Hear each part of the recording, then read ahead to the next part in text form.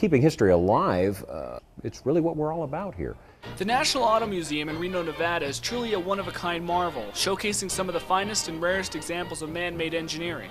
It's art, mechanics, and history all rolled into one. You know, I've seen old cars, of course, but I think it's wonderful that you have something like this. A highlight of the museum is how the cars themselves are actually displayed, from blacksmith shops of the early 20th century to Main Street America.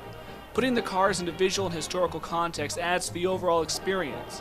But behind the chrome and polished brass, there's another aspect of the museum that makes it a truly unique experience. The National Automobile Museum plays home to over 200 cars, many of which you'll see nowhere else in the world. And the most amazing thing is that many of these cars are fully functional. But what exactly does it take to keep these cars in such great condition? Since the maintenance shop is for authorized personnel only, it might be a good idea to first get yourself authorized. Inside the shop, you'll find out firsthand why such great care is given in order to keep these cars alive. Unfortunately, automobiles don't like to sit.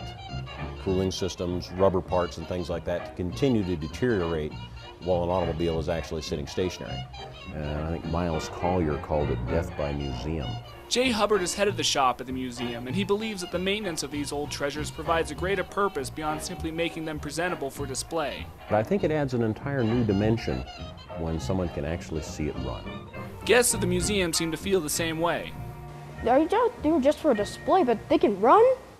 So now let me ask you this. When something goes wrong on these that you haven't dealt with in the past, how do you go about fixing it? I mean, you can't just run down to AutoZone, buy a book on how to, and come back and do it. Happily, Mr. Harrah, one of his lasting legacies is the creation of his automotive library.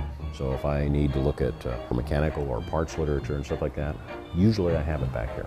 For Jay, keeping these machines alive gives him a chance to share his love of automotive history with the rest of the world. And in return, he hopes others will be able to walk away with something of their own. A sense of appreciation for the sweat of those people that came before us and what they did. And on a personal level, it becomes a labor of love. Will Von Toggen, News 4.